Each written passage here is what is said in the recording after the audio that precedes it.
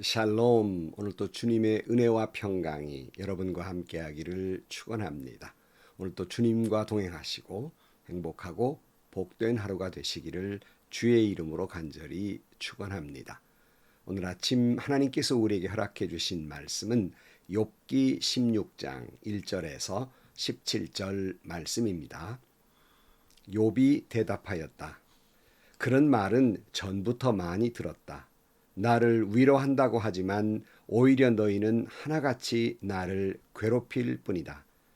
너희는 이런 헛된 소리를 끝도 없이 계속할 테냐?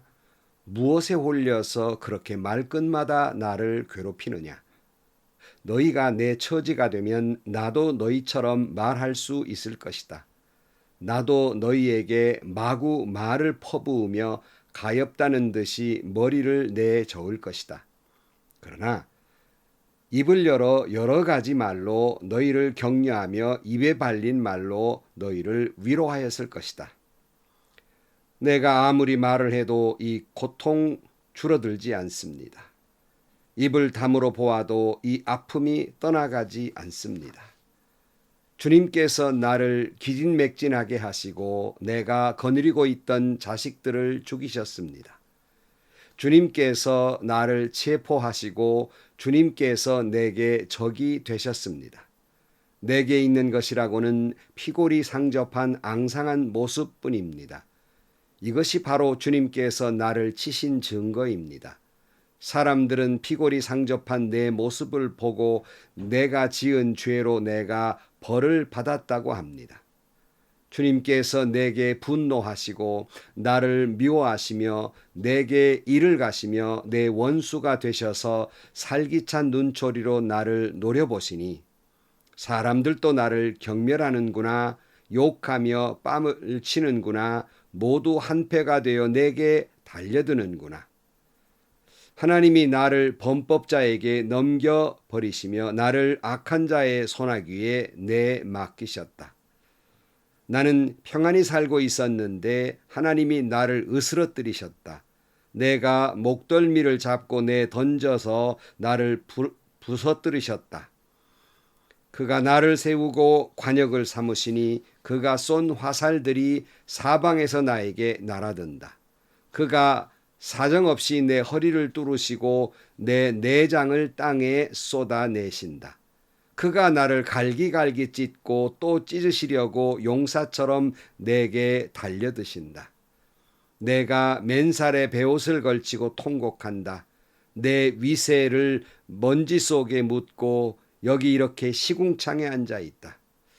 하도 울어서 얼굴마저 핏빛이 되었고 눈꺼풀에는 죽음의 그림자가 덮여 있다. 그러나 나는 폭행을 저지른 일이 없으며 내 기도는 언제나 진실하였다. 아멘. 욥과 그 세 친구와의 대화, 그 두 번째 엘리바스의 그 충고의 말을 듣고 욥의 대답이 시작이 됩니다. 욥기를 강의하면서 계속 반복되는 말, 또 말씀을 드리지만 욥의 친구들의 충고와 변론이 다 맞는 말은 아니지만 거의 틀리지 않는 말이었습니다. 단지 그 적용이 잘못됐다, 시의 적절하지 못했다는 것입니다. 참 사람이 살아가면서 시의 적절한 말을 한다는 것은 어려운 일이에요. 특별히 우리 믿는 사람들은 주님의 말씀 가운데에서 늘 시의 적절한 말만 하고 살아야 할 것입니다.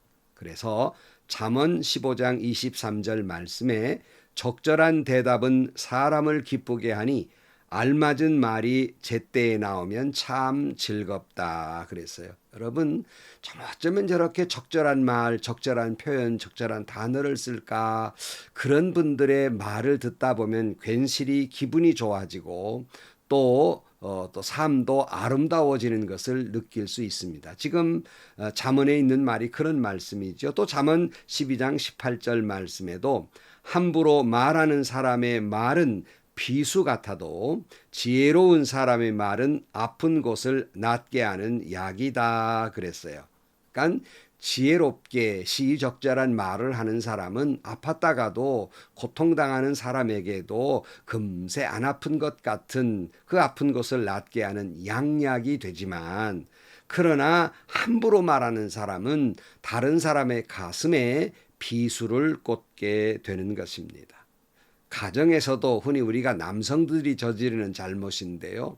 함부로 큰 생각 없이 뱉은 아내에게 뱉은 한마디가 아내를 평생 고통스럽게 만드는 거예요. 그래서 남편의 함부로 뱉은 3초의 말 한마디가 아내를 30년을 괴롭힌다는 말씀을 종종 드립니다.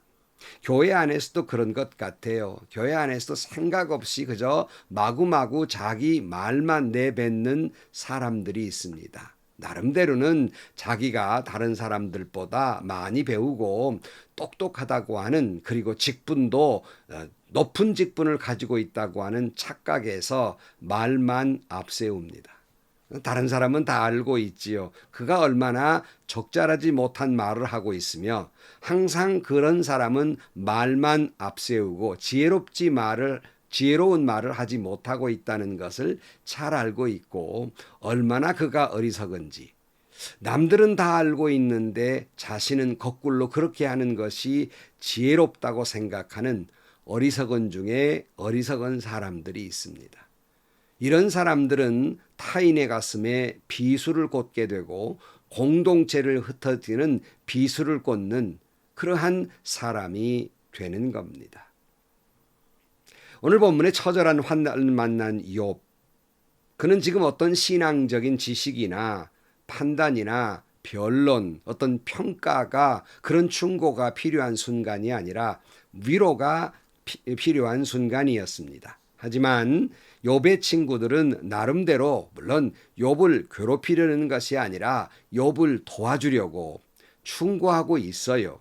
하지만 이것이 시의적절하지 못하다 보니까 이것은 반대로 위로보다는, 그 아픔을 헤쳐나가기보다는 더 절망하게 만들고 더 큰 아픔과 상처를 주는 말이 되어버리고 만 것입니다.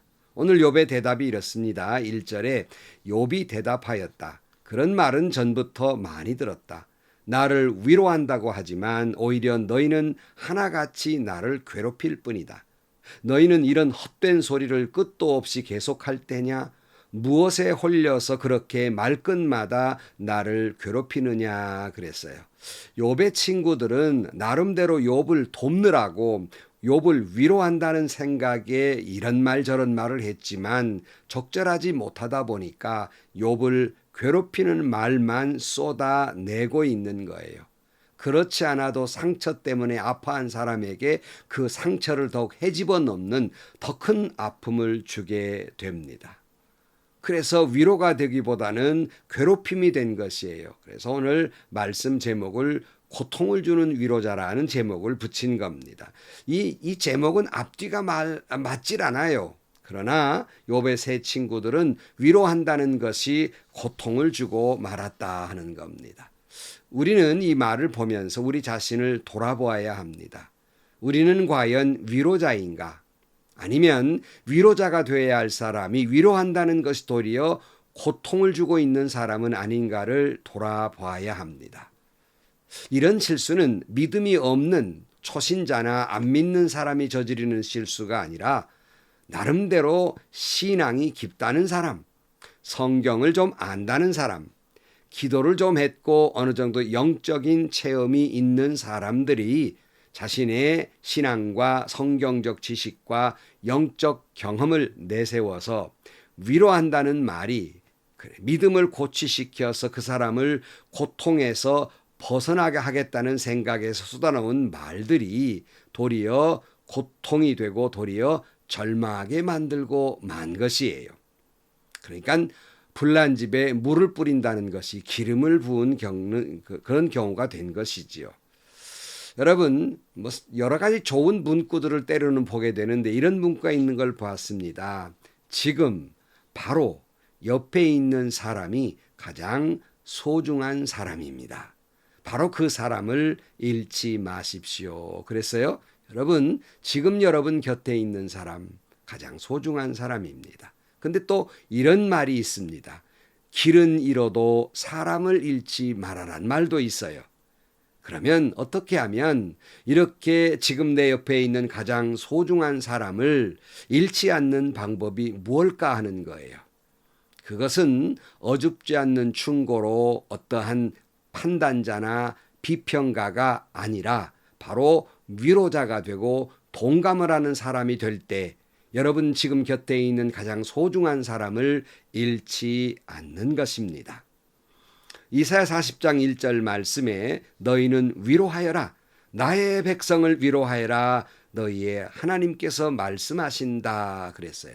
여러분 성경을 보면 물론 교회 안에서 여러 가지 권면의 말을 하라는 말씀은 있긴 합니다.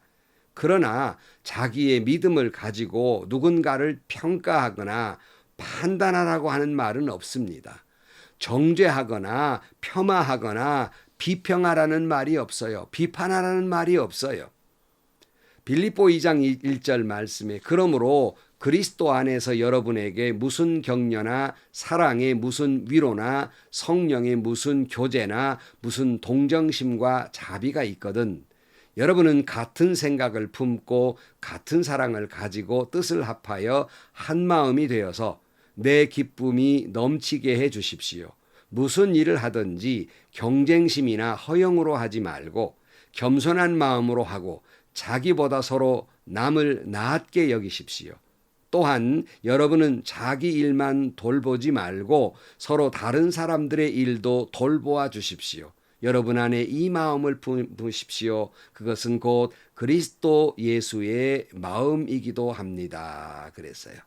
여러분, 내가 남을 나보다 더 좋게, 더 낫게 여길 때, 그런 마음을 가질 때에는 그 사람의 언어 속에는 격려와 사랑과 위로가 있지만 반대로 나를 남보다 더 좋게, 더 낫게 여길 때 나오는 말은 비판과 비평과 판단과 폄하와 정죄가 나오게 되는 것이고 그 결과는 뻔합니다. 상처와 다툼이 일어나게 되는 것입니다.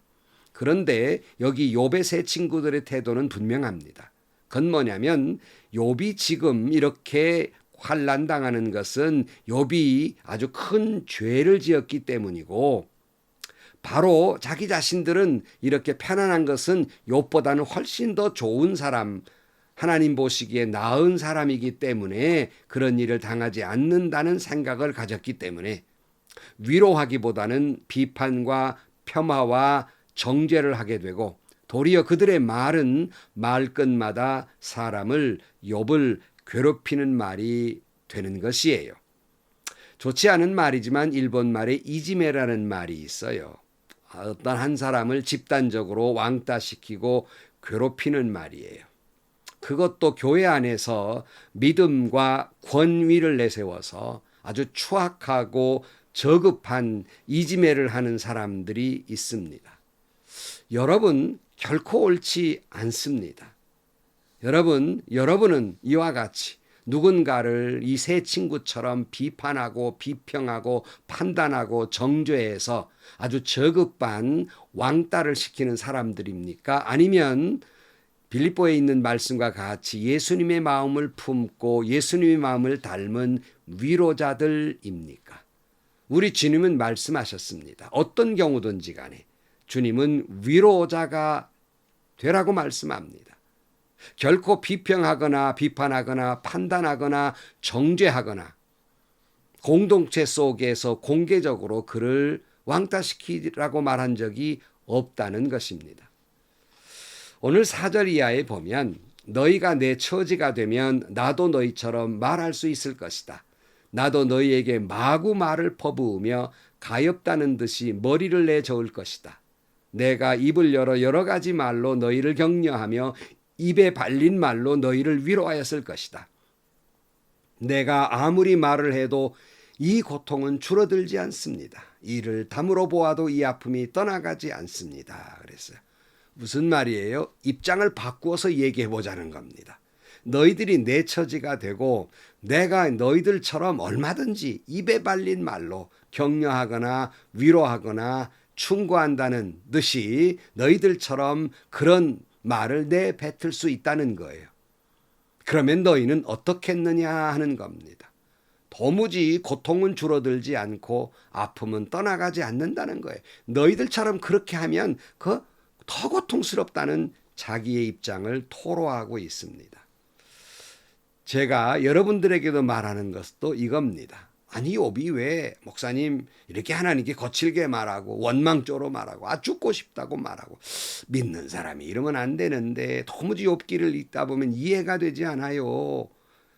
왜 이런 사람이 있습니까? 하는 생각은 위로자나 공감자의 입장이 아니라 관찰자의 입장에서 욥을 판단하고 있기 때문입니다. 욥의 입장으로 가보라는 거예요. 여러분이 욥의 입장이 됐는데 욥의 세 친구들의 말처럼 그렇게 말했다면 여러분은 어떻게 반응했겠느냐 하는 겁니다. 여러분 욥과 같이 여러 가지 어려움이 있는데 목사님이나 신방대원들 권사님들이 신방 와서 욥의 세 친구들처럼 위로한답시고 이거 다 죄 때문인 것 같으니까 회개하고 믿음을 회복하고 그리고 더 은혜 속에서 살아가라고 했을 때 틀린 말은 아닙니다. 그러나 그것이 위로가 되었겠습니까? 그런다고 그 사람의 믿음이 회복돼서 여러분 생각대로 그 상처 속에서 일어날 수 있겠습니까? 도리어 깊은 상처가 되지 않았겠습니까? 시의 적절하지 못한 말은 그 사람의 가슴 속에 비수를 꽂고 그 사람을 더욱 아프게 했지 않겠습니까? 오히려 그런 말 때문에 위로받고 힘을 내어 하나님께 더 가까이 가는 것이 아니라 목사님도 필요 없더라. 교인도 소용없더라. 믿음도 소용없더라. 오히려 시험 들고 하나님을 멀리하게 되는 것이 아니겠습니까? 그것이 옳다는 말이 아니라 우리는 그렇게 되도록 해서는 안 된다는 말을 하고 있는 겁니다. 이제 욥은 이 고통의 시작은 다 하나님께로부터 오고 그리고 주님께서 이렇게 괴롭히고 있다고 이야기하고 있어요. 7절 이하에 주님께서 나를 기진맥진하게 하시고 내가 거느리고 있던 자식들을 죽이셨습니다. 주님께서 나를 체포하시고 주님께서 내 적이 되셨습니다. 내게 있는 것이라고 하는 건 피골이 상접한 앙상한 모습뿐입니다. 이것이 바로 주님께서 나를 치신 증거입니다. 사람들은 피골이 상접한 내 모습을 보고 내가 지은 죄로 내가 벌을 받았다고 합니다. 주님께서 내게 분노하시고 나를 무효하시며 내게 일을 가시며 내 원수가 되셔서 살기찬 눈초리로 나를 노려보시니 하면서 15절까지 쭉 주님께서 그래요. 여러분 욥은 적어도 모든 일은 주님께서 일어나고 있다고 하는 생각은 확실합니다. 그 말은 뭘 반증해요? 시작도 주님께서 하셨으니 끝도 주님께서 하실 것이라는 믿음을 가지고 있다는 사실을 알 수 있습니다. 이런 고통으로 인해서 그는 지금 죽음의 그림자가 드리워져 있다고 16절 말씀에 보면 하도 울어서 얼굴마저 핏빛이 되었고 눈꺼풀에는 죽음의 그림자가 덮였습니다. 그랬어요. 여러분 너무 고통스러워서 너무 힘들어서 하도 울어서 눈꺼풀에 죽음의 그림자가 덮였다면 여러분은 어떻게 하시겠습니까? 욥처럼 아무런 위로자가 없어요. 교회에도 위로자가 없고 아내도 남편도 자식도 친구도 아무도 위로되는 사람이 없을 때 오히려 그들은 위로자가 되기보다는 평가하고 폄하하고 비평하고 정죄하는 사람들만 있을 때 그것이 너무 괴로워서 얼굴은 핏빛으로 변하고 눈에는 죽음의 그림자가 드리워졌을 때 죽고 싶을 때 여러분은 어떻게 하시겠습니까? 여러분 어떤 반응을 하셨겠어요? 오늘 17절 말씀에 보면 그 속에서도 이렇게는 말합니다. 그러나 나는 폭행을 저지르는 일이 없으며 내 기도는 언제나 진실하였다 그랬어요. 평안할 때에든 고통스러울 때에든 늘 욥의 영성은 순수한 기도였습니다. 진실한 기도였습니다. 그는 언제나 기도의 끈을 놓지 않고 하나님을 붙들고 있었습니다. 그리고 그의 삶에는 그런 순간에도 어떤 삶의 불의도 없었다고 고백하는 겁니다. 여러분, 우리 모두는 삶 속에서 많은 어려움이 있습니다. 요즘 여러분 어떤 환난이나 고통이나 괴로운 일이 있습니까? 삶을 다 포기하고 싶기도 하고 신앙을 놓아버리고 싶기도 하고 고통스러운 순간이 있을 수 있습니다. 여러분, 그럼에도 불구하고 바라기는 여러분 그 고통스러움 속에서 여러분 욥의 영성처럼 하나님을 붙드시기를 바랍니다. 그런 고통 속에서도 여러분의 기도는 늘 진실하고 순수하기를 축복합니다. 아무리 삶에 고통이 와도 환난이 와도 괴로움이 온다 할지라도 나를 핍박하는 사람만 주변에 다 널려 있어도 여러분의 삶은 결코 신앙인의 삶을 계속 유지시켜야 합니다. 불의가 있어서는 안 됩니다. 신앙인으로서 옳지 않는 태도를 보여서는 안 됩니다. 여러분, 다시 말씀드립니다. 지금 가장 중요한 사람은 지금 당신 곁에 있는 사람입니다. 당신 곁에 있는 사람은 그 누구든지 간에 욥처럼 위로가 필요한 사람들입니다. 바라기는 오늘 또 여러분 주님의 이름으로 위로를 받을 뿐만 아니라 여러분도 여러분 곁에 있는 사람에게 예수 그리스도의 이름으로 예수님의 마음으로 위로하는 격려하는 위로자요 격려자가 되시기를 주의 이름으로 간절히 축원합니다. 기도하겠습니다. 하나님 아버지, 우리는 욥의 괴로운 삶의 모습을 보면서 오늘 또 우리 주변에는 많은 고통받는 자들이 있고 우리의 위로와 격려가 필요한 이들이 있습니다. 저들을 위로한다는 것이 행여나 괴롭히는 일이 되지 않도록 주님 도와주시고 진정으로 주님의 이름으로 주님의 마음으로 위로하는 사람, 격려하는 사람이 되게 하여 주옵소서. 너무 괴로워 죽음의 그림자가 내 눈을 덮어도 우리의 영성은 늘 순수한 기도의 영성이 되게 하여 주옵시고 어떤 어려운 순간에도 믿음의 삶을 신앙인의 삶을 견지하며 살아가게 하여 주옵소서. 예수님의 이름으로 기도하옵나이다. 아멘. 여러분, 가장 소중한 사람이 누구라고요? 지금 당신 곁에 있는 사람입니다. 그 사람에게 여전히 위로가 필요해요. 격려가 필요합니다. 그 사람을 위로하십시오. 격려하십시오. 또한 여러분이 위로받아야 될 때가 있지 않습니까? 그럴 때마다 하나님을 바라보면서 여러분 어떤 어려움이 있어도 항상 여러분의 영성은 순수한 진실한 기도의 사람이 되시고 어떤 어려움이 있어도 믿음의 삶을 신앙인의 바른 길을 걸어가는 여러분들이 되시기를 주의 이름으로 축원합니다. 오늘도 행복하시고요. 좋은 일이 가득한 하루가 되시기를 주의 이름으로 간절히 축원합니다.